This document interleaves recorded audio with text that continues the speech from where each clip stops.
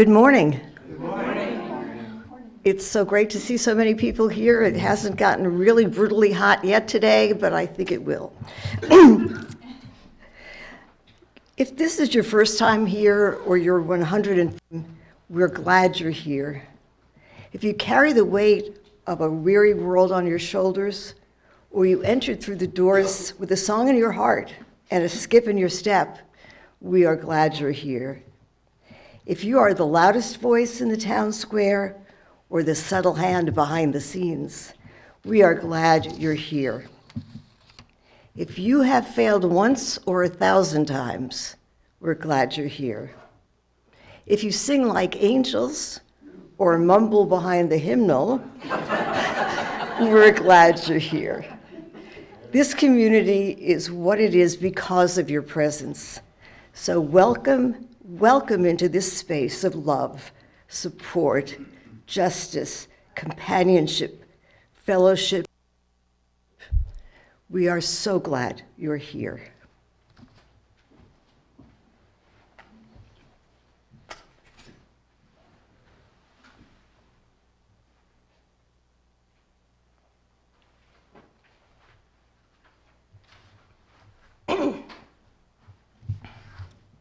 The spark of love resides in us all. We are free to act on it or not.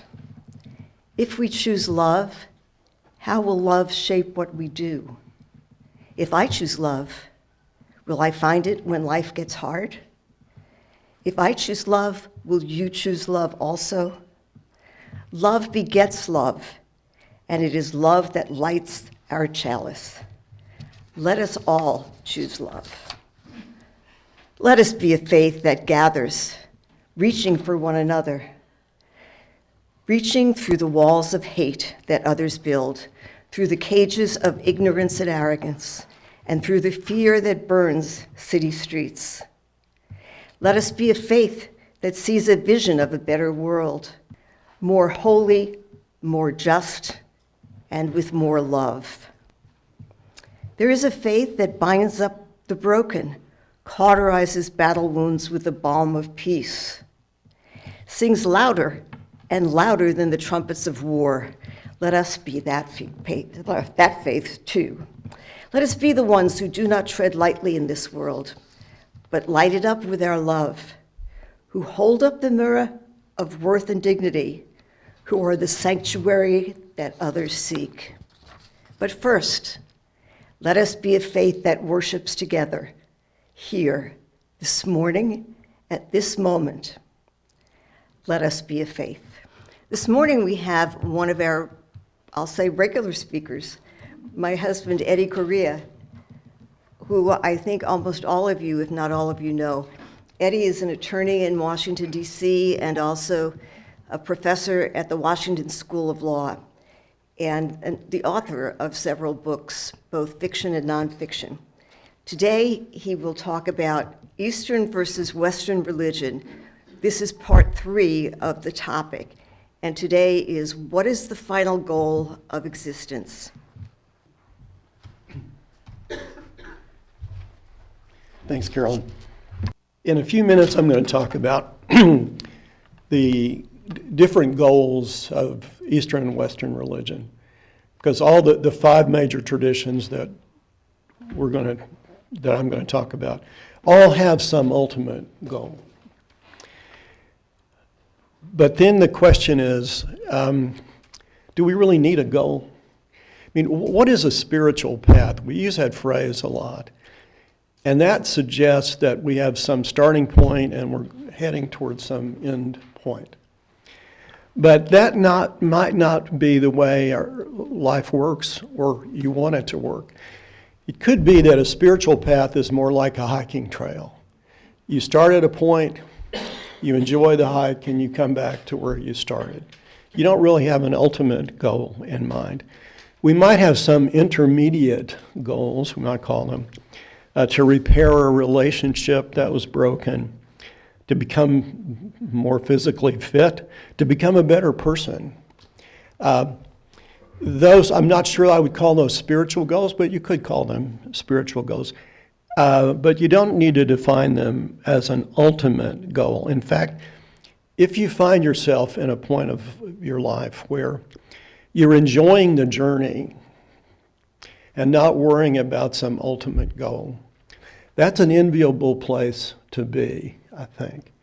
In fact, if you try to create an ultimate goal of perfection, that can be very destructive because you're not going to get there. And then you're going to be hard on yourself that you don't. So as we explore these religious traditions, all of which do have an ultimate goal, you may conclude that those are interesting and get some insights from them, but I don't have an ultimate goal. I'm enjoying the journey. So in these talks about Eastern and Western religion, I've concentrated on 5 major traditions. In the East, Hinduism and Buddhism, and in the West, Judaism, Christianity, and Islam. Those are all in chronological order, basically. All of those traditions do have what we might call a spiritual path, or might call some journey to some ultimate goal. But the East is very different from the West. Why? Because Eastern religion really has a different view of the universe. There's always a tendency to think about the universal, the oneness of everything and everybody. Whereas in the West, there's a tendency to be more individualistic and think about particular person's lives and a unique soul attached to an individual. And even within Eastern religion, there's quite a difference between Hinduism and Buddhism. Keeping in mind, we're talking about a very large share of the population on this planet, so there are going to be many different sects and many different beliefs. So let's begin with Hinduism. Reincarnation is central to Hinduism. And by reincarnation, what Hindus mean is that there is a soul within each person, a unique soul, that is transferred to another person, or maybe an animal, but another person. And that soul continues to be reborn in the other person. But along the way, the idea is that this person that inherits the soul from his predecessor, as you go through that journey, you're going to have greater wisdom. You're going to live a better life. Karma is pushing this idea. Karma means good comes from good. And so as you move along toward fulfillment, at one time, at some point, the soul achieves moksha, M-O-K-S-H-A. And that is a form of liberation from this recycle of the soul. And there's a debate, what happens then? Is there anything left of individual consciousness, or is it subsumed into some universal consciousness that's united with Brahman? Remember the idea of Brahman. Some universal ground of being, not a personal God that sits on a cloud somewhere. This is a force in the universe, a presence in the universe that really encompasses all of reality. So if you are, whether it's a universal consciousness or you remain something of individual consciousness, as you merge with Brahman, that cycle of rebirth is over with. And you've achieved that state. That's the ultimate goal. Suffering is gone, cycle of rebirth ends, and you're united with Brahman. As I say, it's a very strong characteristic of Eastern religion to think of the universal, of the connections with each other and with the universe. And it's also important, this is true with Buddhism as well, a definite distinction with Western religion, which I'm going to talk about in a minute. The ultimate goal is not to have all your needs met. to live in some pleasurable state of existence. That's not the goal. The idea is to merge with Brahman. Now, Buddhists have a conception of reincarnation, but quite different. Mainly because there's not a unique soul associated with that rebirth. The metaphor is often a candle, before it's extinguished, lights another candle, and then the first candle is extinguished. What is that that's passing from one candle to another? Well, it's a sort of a life force, a consciousness. Buddhists are not big on ego and focusing on the individual. But as that movement continues, that rebirth continues, again, this is similar to Hinduism. There is a notion of karma. Good leads to good. And ultimately, as that soul is reborn, or that life force is reborn, the person is going to get closer and closer to wisdom, to a good life. For a Buddhist to understand the source of all suffering is desire, to live the Noble Eightfold Path of good thoughts, good speech, good work. And what is the ultimate goal? It's nirvana. Nirvana is that ultimate understanding. And you're finally released from the suffering of life. You finally have wisdom. And what happens then? Well, basically, you disappear. You're released. There's not a particular afterlife or some cosmic life after death. The point is you're released from what the suffering life has to offer. And if you reach nirvana, that must be a wonderful feeling. A Buddhist who feels like I've reached nirvana. I have an understanding. I have an understanding of the unimportance of the ego, of the unimportance of achievements and wealth and all these illusory goals.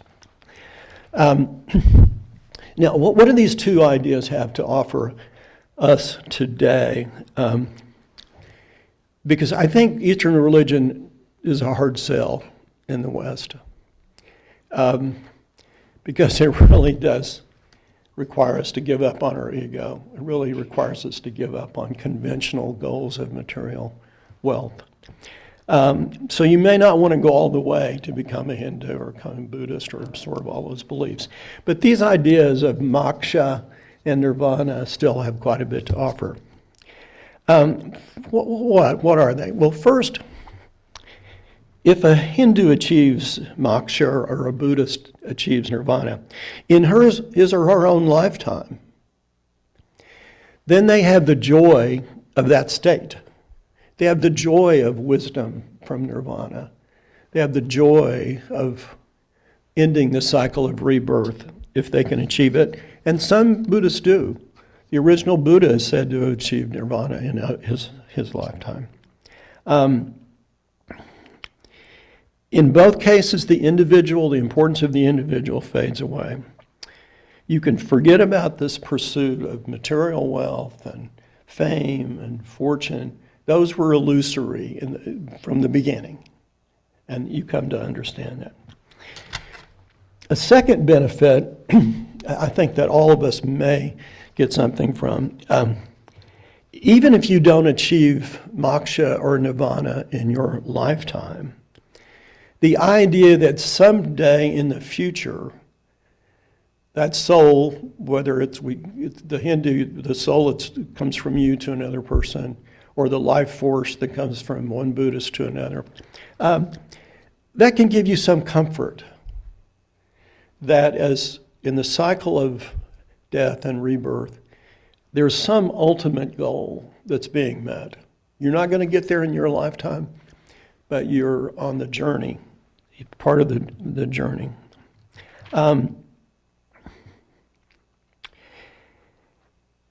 The third thing is that it's good to have wisdom. It's good to have an understanding. It's good to have an understanding that ultimately wealth and fame and these other things that are conventional goals are not as important as they seem to us earlier in life. You can substitute other goals that are much more important to you. Your relationships, your connection with nature, your contribution to the world. They may seem, finally, when you reach wisdom, to be much more important than those material goals that you thought were so important at the end.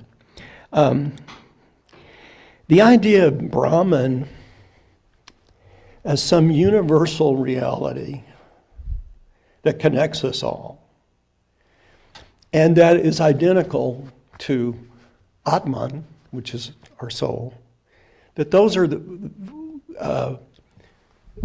identical. In other words, we are in Brahman and Brahman is in us. That gives us a connection with the divine that can be wonderful. It can lead to a feeling of understanding and peace in your life, even though you don't accept a lot of these Buddhist or Hindu beliefs.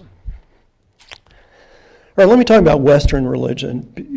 It's a different approach, I can tell you that. Much more individualistic.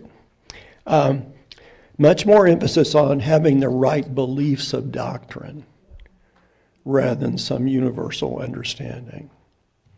Let's start with Judaism. There are some references in the Old Testament to heaven and hell by different terms. If you try to figure out the beliefs of Jews today, first of all, it's complicated because there are very different sets of beliefs. To simplify it, and it gets more complicated than this, there are the Orthodox, the Conservatives, and the Reform. The Orthodox is somewhat similar to the Christian ideas of heaven and hell. Heaven, or sometimes referred to as Olam Haba, the world to come, is different in the sense that it is not for those who have a certain set of beliefs. If you live a good life, an Orthodox Jew, and follow the rules that you learn, you can achieve heaven. You can achieve that sense of paradise. Now, there is a counterpart of a hell, Gehenna or Gehenna, which is more like a state of purification. It's similar to the Catholic idea of purgatory, perhaps. And you're not there forever. You might be there for a year. And most Orthodox would believe that there's going to be a judgment someday. You know, the conservative Christian idea is that we're all going to rise from the tomb someday, and Jesus is going to judge us. There's a similar idea in Judaism that you will be judged. And that's associated with the coming of the Messiah. To Jews, Jesus was not the Messiah, but there'll be a Messiah someday. And then what happens when you do achieve that life in heaven, that eternal life? It's often described as being close to God. That is what's blissful. And you see that repeated in Christianity, too. The idea of closeness to God. Now, conservatives are, just like they are in general, they're somewhere in the middle on everything. And some would say, I don't believe in a life after death, but some would say they do. But they certainly take heaven and hell less literally than conservative Christians, for example, and less literally than the Orthodox. When you come to Reformed Jews, maybe some Reformed Jews say they believe in a life after death, but probably a majority think of heaven as something you can achieve on earth. You can have a good life and achieve that on earth. Your actions are important, more important than strictly your doctrinal beliefs. So what is the ultimate goal? The ultimate goal is to coming as close as possible to a blissful life while you're here on earth. You create your own heaven on earth, or come as close as possible. Now let me talk about Christianity. Of course, as we know, there's the Catholic Church, and then there are many, many Protestant denominations. So there's a wide spectrum of beliefs. But the traditional belief that is probably central to all those is that salvation is the ultimate goal. What does salvation come from? Well, here's what John 3:16 says. For God so loved the world that he gave his only begotten Son, that whoever believes in him shall have everlasting life. I mean, you can see that on bumper stickers. And priests and ministers have recited that verse and conveyed that idea for centuries. It's restated in the Nicene Creed. So it's at the core of traditional Christianity. But see how it's all about me? You know, I believe, and therefore I'm saved.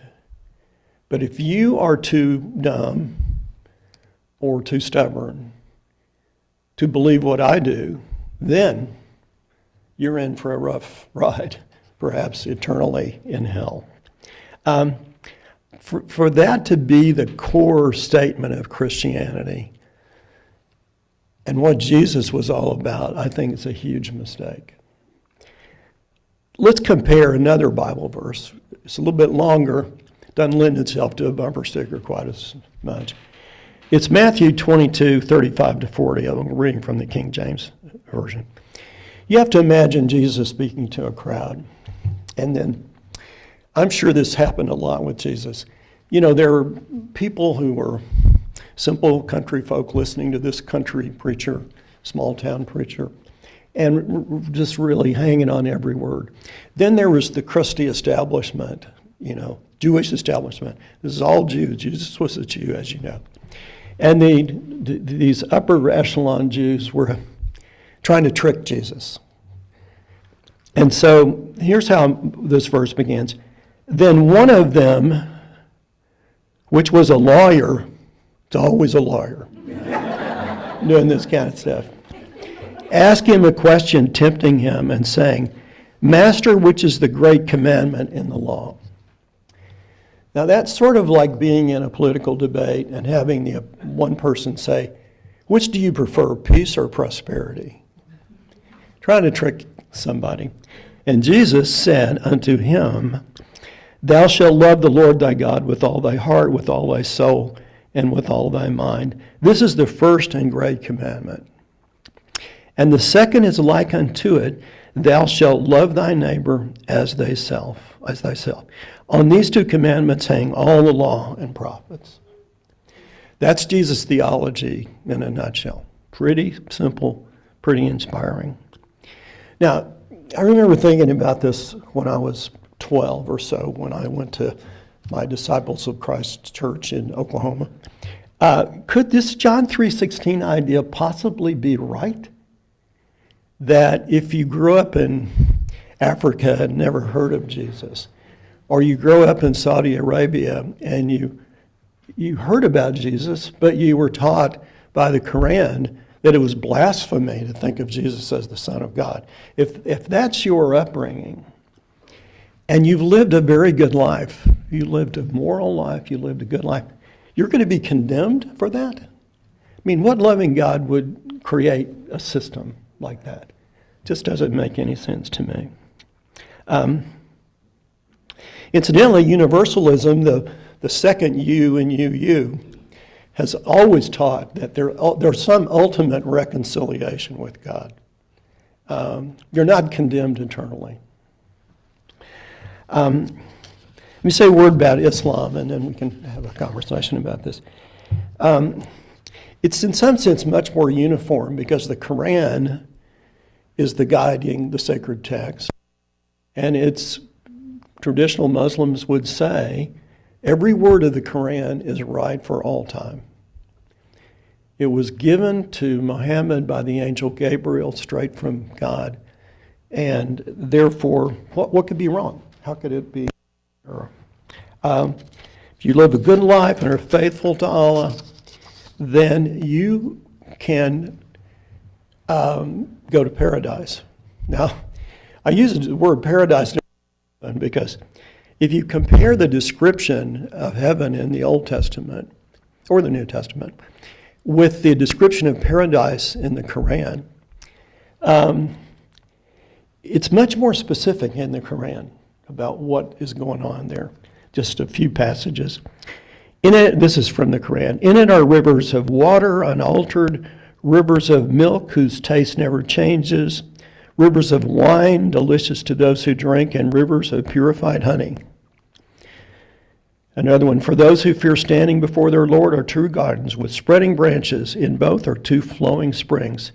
In both are fruits of every kind in pairs. The righteous will be in gardens in bliss, reclining on thrones. We will marry them to companions with beautiful eyes and circulate among them servants. That's like all your desires are met. Remember the contrast with Buddhism and Hinduism? Give up on desire. Merge with Brahman. Be released from suffering. Whereas the Quran is telling you, as does Christianity, this is wonderful. All your desires are being met, rather than you don't forget about desire. Now, there are some passages in the Bible about heaven, but they're pretty tame in comparison to the Quran. But He will, meaning God, He will wipe every tear. Death shall be no more. Neither shall there be mourning, nor crying, nor pain anymore. You may eat and drink at my table in the kingdom. Blessed are those invited to the marriage supper of the Lamb. So you get the idea that there's no suffering in heaven. It's a more abstract idea. But one thing that's links with, in some ways, Eastern religion too. Where does the bliss come from? It comes from being in the presence of God. That's what you get from the Old Testament and the New Testament. And remember, you scroll forward to the Renaissance and Dante's description of paradise. The last verses of the Paradiso. Dante sees three rings of life, obviously, three rings of light. Obviously the Trinity. And then the second ring, there's an outline of a human figure, which is Jesus. And the last lines of the Paradiso, but already my desire and my will were rolled, even as a wheel that is moved uniformly by the love that moves the sun and the other stars. In other words, the bliss comes from being in the presence of God. So let's conclude this way. What did we learn from these traditions? Well, obviously that's up to you. You can take as much as you want from any of these traditions. All these traditions, in part, are ways of dealing with the curse of the human condition. You're aware of death. You can think about it for years and years. Death of not only yourself, but loved ones. So, I mean, when I think about my death, I can come to terms with my death more easily than I can come to terms with the death of Carolyn or her kids or grandkids. I don't get too much comfort from the Hindu idea of merging with Brahman. So I don't get that ultimate goal. I don't get to see my release from that. I do get something from the idea that wisdom is important, karma is important, living the good life is important. I don't get too much out of the Buddhist notion of being released from desire. I kind of like desires, as long as I control them. But I do get something from the idea that suffering can come from being too caught up in material achievements and all that, the Four Noble Truths. And I get something from the Noble Eightfold Path of the way to live a good life. So here are the three things I take from all this. First, if you feel like you're on a spiritual path, I think it's good to say, is this a walk in the woods from enjoyment? I'm enjoying the journey. Or is there some ultimate goal I'm headed toward? I don't think you need necessarily an ultimate goal, but that's one thing to reflect on. Another idea is accepting our own death and the death of the loved ones as part of the human condition, as well as all other kinds of suffering. Having a way to deal with suffering and still find meaning and joy in life is something we all face. And there are insights from all these religious traditions about how to do that. You just have to choose which ones you're going to draw from. And the final idea, at least for me, is that, again, to go back to the idea, there's not necessarily an ultimate goal. We're all on a journey, and the secret to a good life is learning how to enjoy that journey. All right, thank you.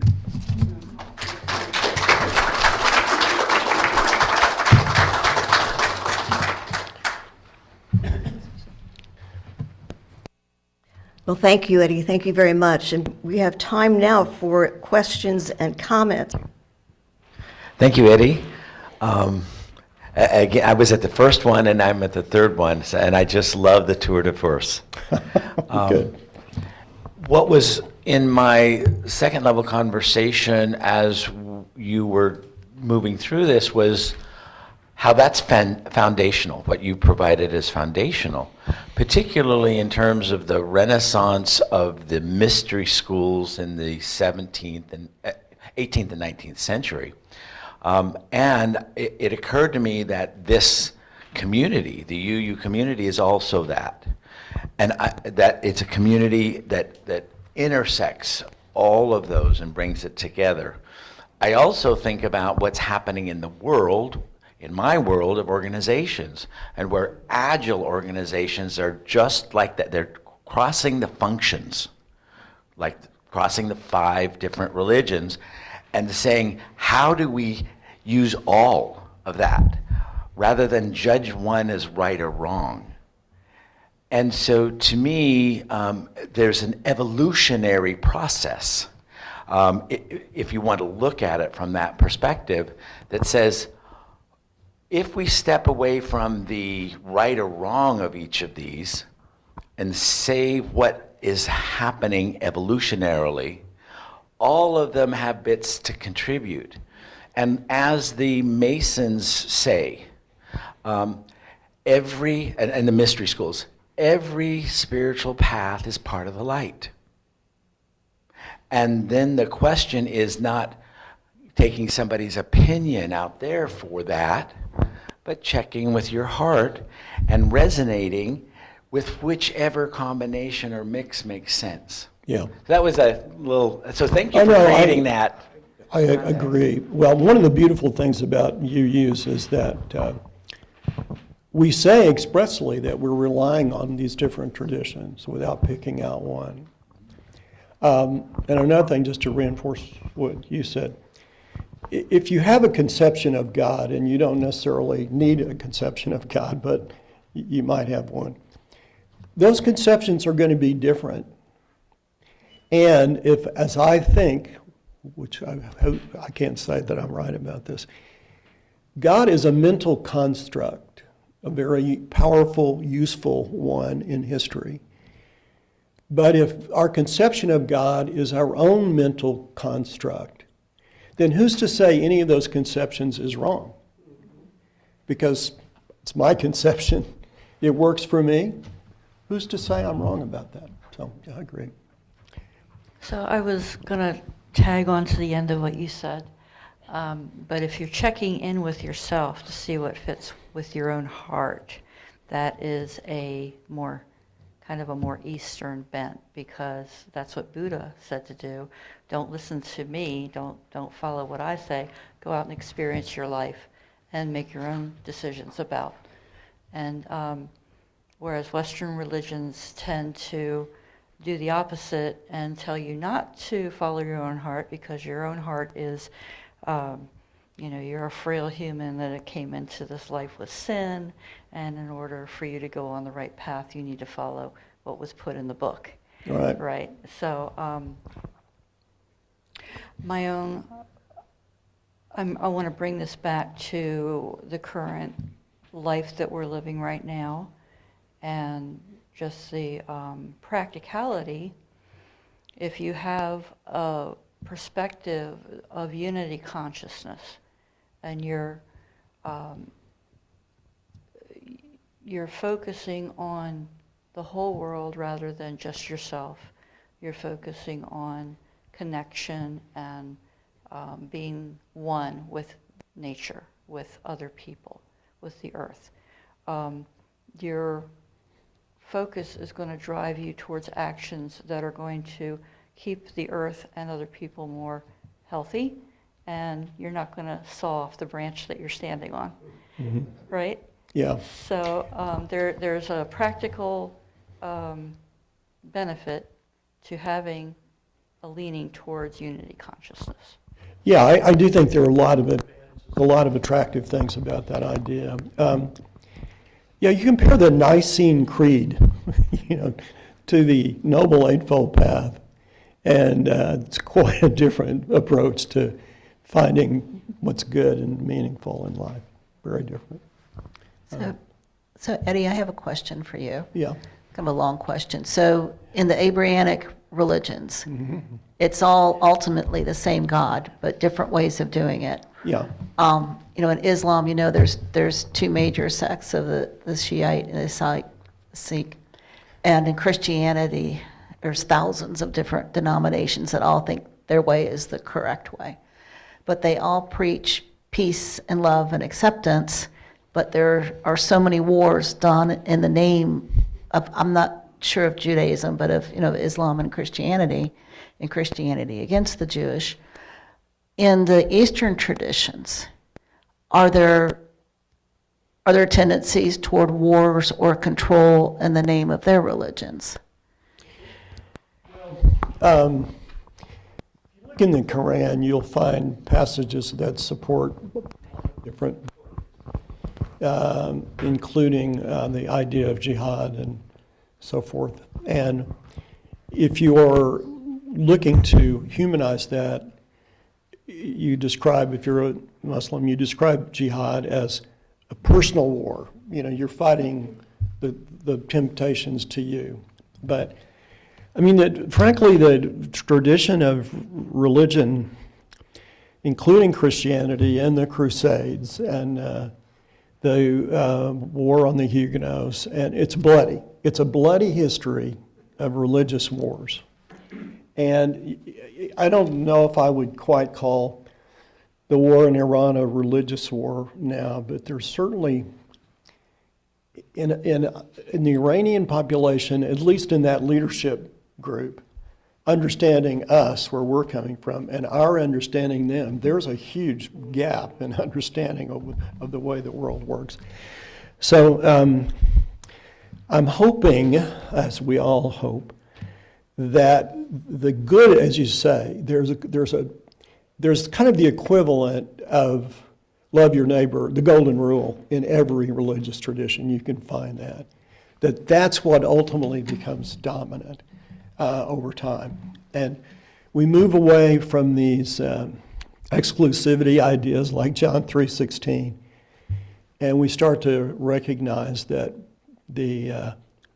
this is something I like about the idea of Brahman. We are in Brahman, and Brahman is in us. There's a divine spark in all of us. And therefore, people all across the world, they have that same divine spark. So concentrate on the humanity of all of us, and maybe we can have a better world. But she said, I think, did the Buddhists and the Hindus fight in battles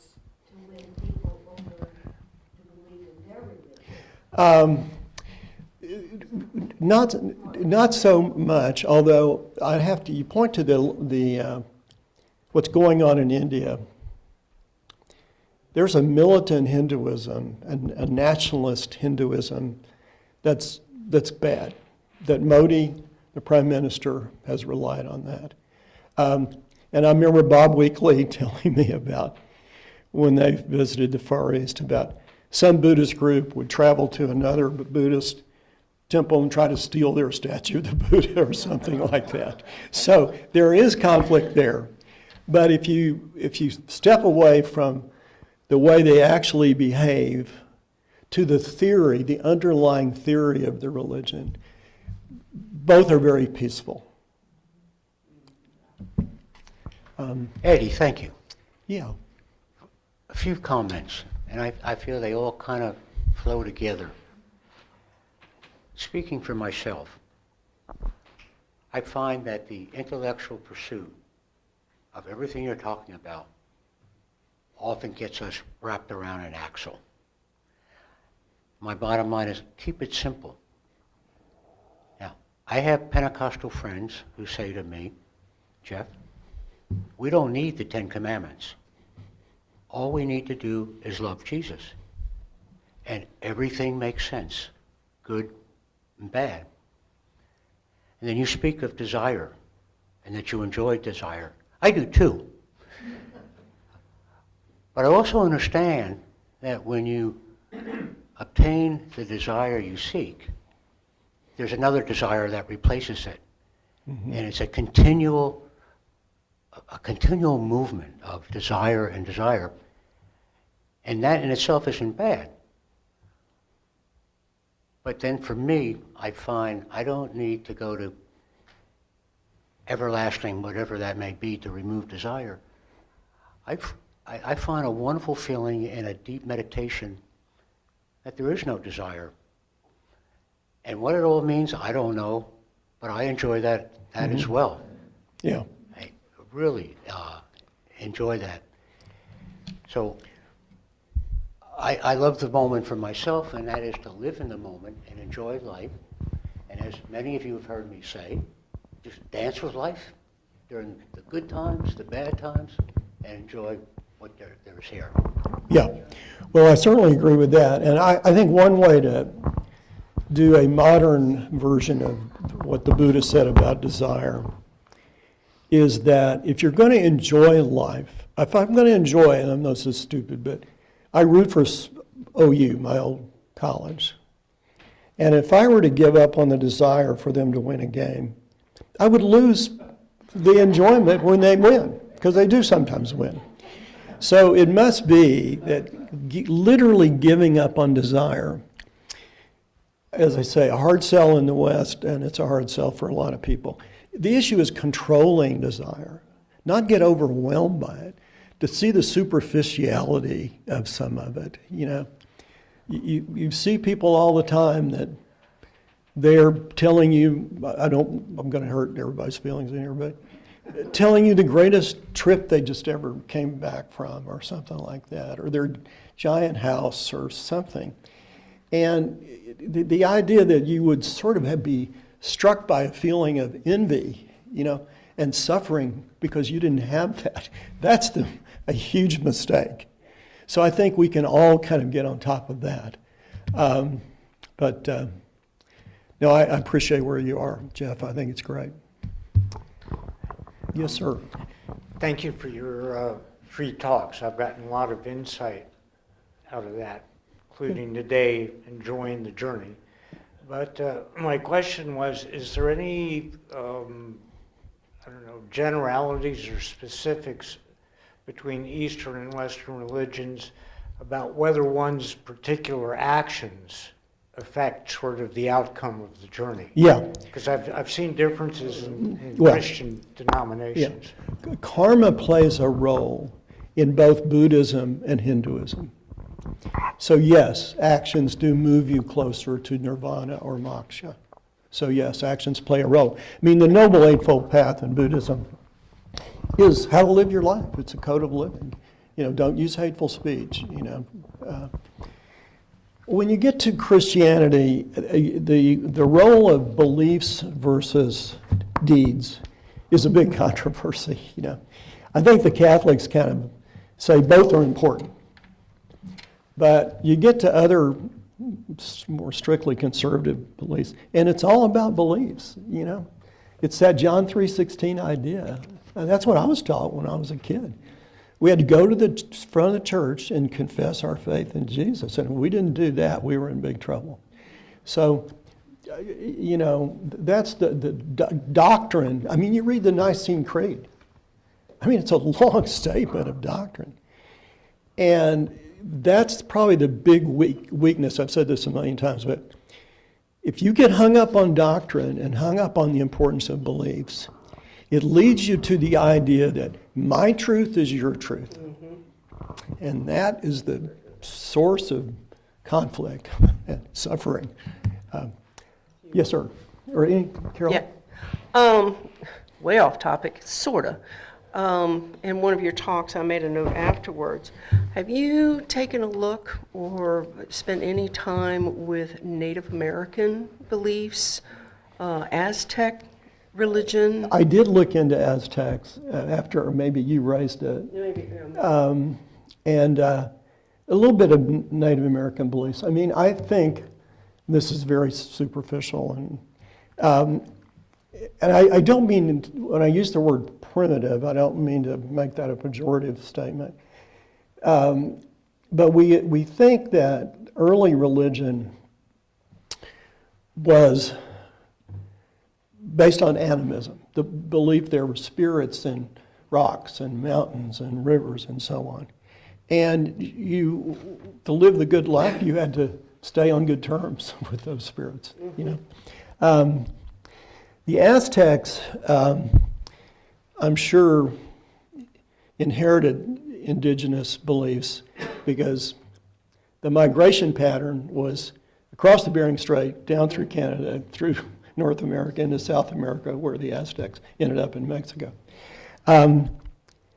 They did get into some human sacrifice kind of stuff, you know, that was cruel then and would be cruel today. But I think the idea, this goes back to something Donna was saying, to be harmonious with the world, with nature, that naturally leads you to want to protect it and preserve it, not damage it. I think that's a beautiful place to be. And you certainly can draw on Native American beliefs for that. I really appreciate the discussion. I was thinking, you know, when you think about the purpose, the goal, we are all biological beings. And that has a lot to play as in terms of our desires. You know, I think about Maslow's hierarchy of needs. And I also think that the study of religion can help one shape one's goals.